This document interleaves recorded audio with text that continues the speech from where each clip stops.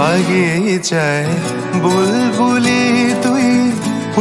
Hello guys, তোমরা সবাই কেমন আছো? আবারও চলে আসলাম নিউ ব্লগ নিয়ে, মিনি ব্লগ নিয়ে। তোমরা কেমন আছো কমেন্টে ঝটপট জানিয়ে দাও।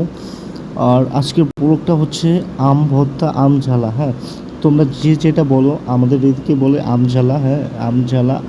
এই আম গাছ আমাদের বাড়ি থেকে বেশ কিছুটা দূরে। এখানটায় গিয়ে আমরা আম পাড়িয়ে নিয়ে এসে একবারে আমটাকে আমরা ছেলে নিচ্ছি। ছেলে নেওয়ার পর এটাকে আমি মানে কুচু কুচু করে কেটে মাখো মাখো তৈরি করব।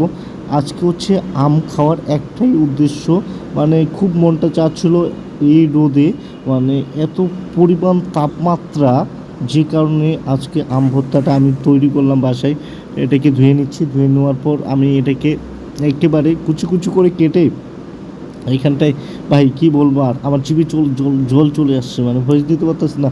ভয়েস দেওয়ার সাথে সাথে আমার জিভে জল চলে আসতেছে। সিরিয়াসলি গাইস, আসলে আমার জিভে জল চলে আসছে, আর তোমাদেরও চলে আসতে পারে, বাট কোনো করার নাই।